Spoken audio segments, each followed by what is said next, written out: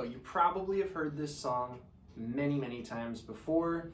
If you own a copy of Abbey Road, this is the last song on the first side of Abbey Road.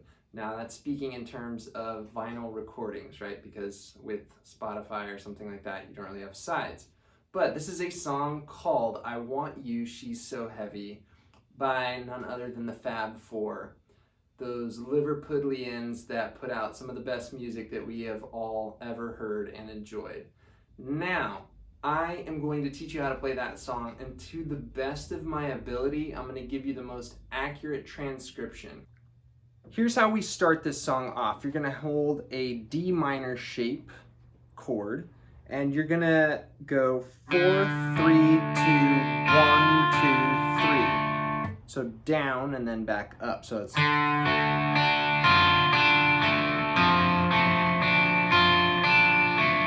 And this is actually kind of like an F6 if you think about it. So you've got a D minor shape here. And I'm playing that with my first finger on the first fret, first string, second finger on the second fret, third string, and then my fourth finger instead of my third finger on the third fret of the second string.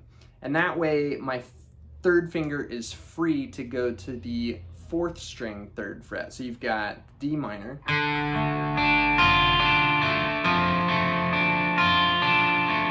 And then you're gonna drop to this E7 flat 9. Right? And actually, instead of finishing that arpeggio, you're gonna go 4, 3, 2, 1, and then your ring finger is gonna reach up to the third fret, fifth string, and you're gonna go. So it's gonna be this little chromatic walk down from the third fret, fifth string, second fret, first fret, into a B flat 7, and that's gonna be, you're gonna hit strings 5, 4, 3, and then come up on 1, 2, and 3 like that. So you've got, and then your last chord for that intro is going to be an A7 augmented, and it's going to be, and that's going to be 5, 4, 3. First finger is going to be on the first fret of the first string, and you're going to come up on strings 1 and 2, kind of like that. And that gets you into the next part, the.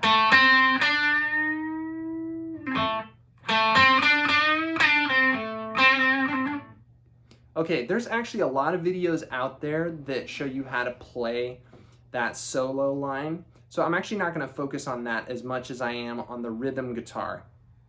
90% of what you're going to play on guitar is going to be rhythm anyway. As a professional musician, that's been my experience. So your solos are probably about 10 to maybe 20% of the time, but I would say 80 to 90% of the time, you're going to just be laying down rhythm. So here's the rhythm that when I was listening on my mixing monitors very intently, this is kind of the rhythm that I was picking up from George Harrison or John Lennon. Again, it's kind of hard to tell since they both played guitar on this, but the idea is you're going to play this A minor 7 shape. The way you play that is you're going to take your third finger and bar strings 4, 3, 2, and 1 all together, and then take that middle finger, reach up to the 5th fret of the 6th string, and you're going to skip that 5th string. You're actually going to mute it with your middle finger. So it's going to just kind of droop over and barely touch that string so that it's muted. So you've got this. So that's going to be your A minor 7 shape, okay? So when you have that line, it's going to be. And it's going to be sort of this very loose kind of cool feel. And it's like a, and that's 1, 2, 1, 2, 3.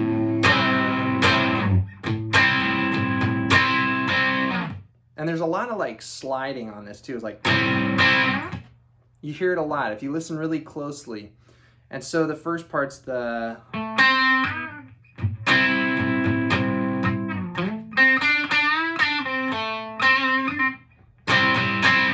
so just a lot of little nice chords thrown in there. And then it goes from that A minor 7 up to a D minor 7 on the 10th fret, same shape. And that's one of the things I love about this shape, okay?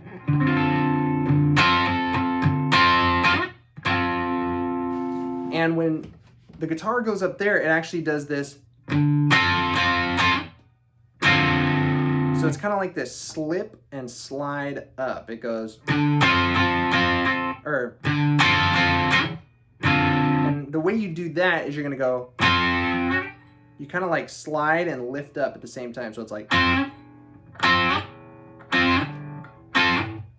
so you've got, so that's another thing that you can do when you're playing along with the recording, is just sort of practice some of those little tricks and things that you hear George and John both doing interchangeably. And that's where you're gonna do. Dun, dun, dun. Dun, dun.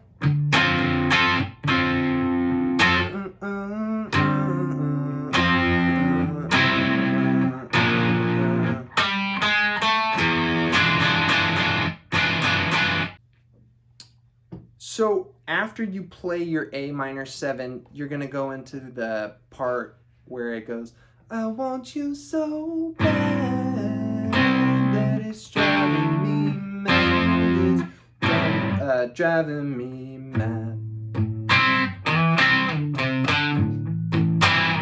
Okay, so how you play that, it's gonna be A minor 7 on the downbeat, the C triad, so your ring finger is going to actually stay. You're going to take your first finger to the 3rd fret of the 5th string. Now take that shape up to a D chord, and then take that up to an F chord, and then there's 2 beats where you actually don't play anything. So it's going to go, I want you so bad that it's driving me mad, it's driving me. Okay, so after those 2 beats, you've got this.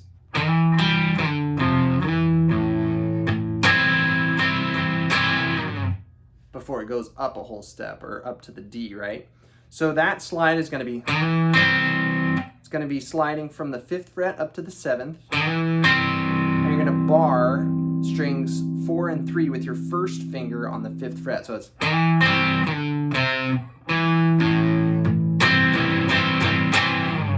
so it's,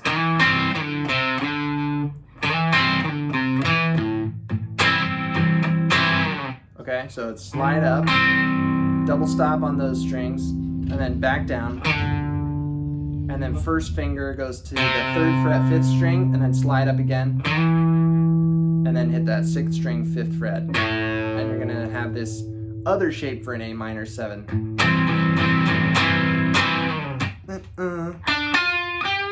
And then you go up to there, right? Okay, then on that 10th fret shape, after you do your,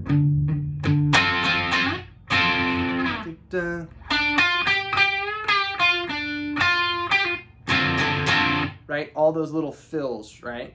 Okay, after you do that, then it's going to be D minor 7, F, then it's going to be a C bar chord here, C major bar chord here on the 8th fret, then down a whole step to B flat major. And this is where you get this interesting sort of octave thing leading up into the E7 flat 9, and it's going to go. Okay, so there's 2 guitars doing 2 different things there. One of them, after you go, one of the guitars is going to go from G to G sharp to A, and the other one's going to be doing this sort of octave thing where you've got your first finger on the 5th fret of the 5th string, and then your pinky finger, your 4th finger, on the 7th fret of the 3rd string, and you're going to go. Now when you do that, you're going to hit strings 5, 3, and 2. It's kind of dissonant, but that's kind of the idea behind this section, and it's going to go like this. Okay, so you're walking up from a D octave with this B ringing out, so, and then you go to that open 6th string, so it's,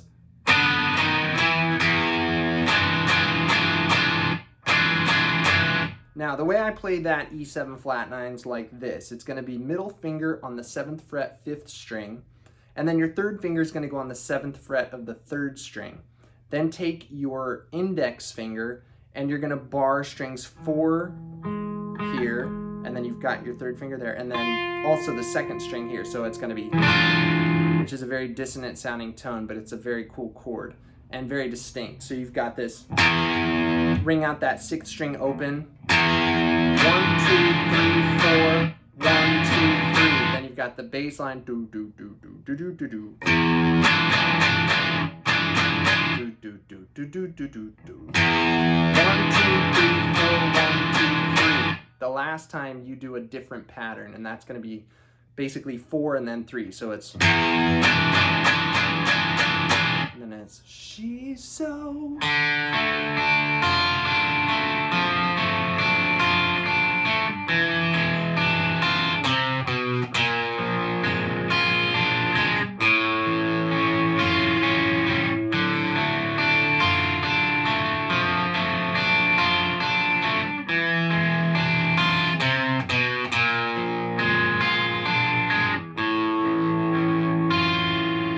Now on that last chord there where you do the A7 augmented, you're going to hit 5, 3, 2, and 1. So you're going to skip that 4th string and it's, and then it goes into that 4/4. So we were in 6/8 time signature, and then we're going to go into 4/4 where it's got the, and it's much more mellow. It's got kind of a very warm groove. Now, during that part, the chords are virtually the same as before, where it's just these shapes, the A minor 7, right?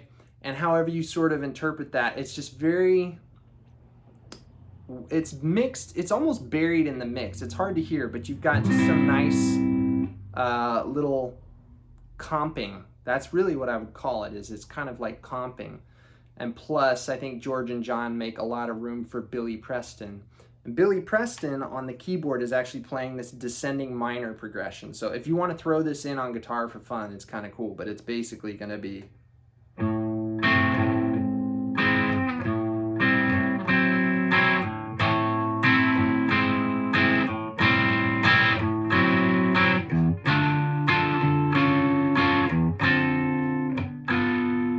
So that's kind of what the organ is doing during that section.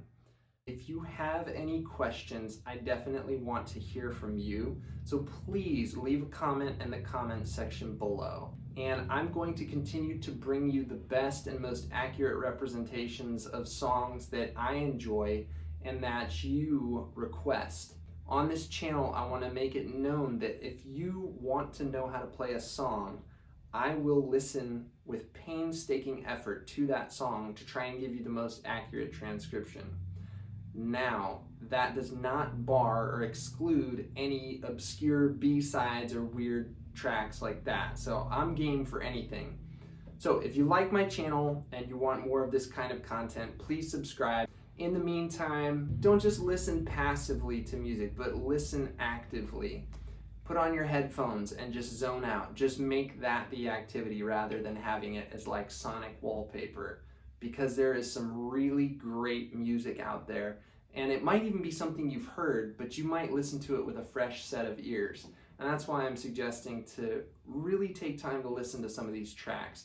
And I was actually encouraged by the person that asked me to learn how to play this song, because I picked up on things that George Harrison did that I never would have heard otherwise. Again, thank you for tuning in, and looking forward to the next song we get to work on together.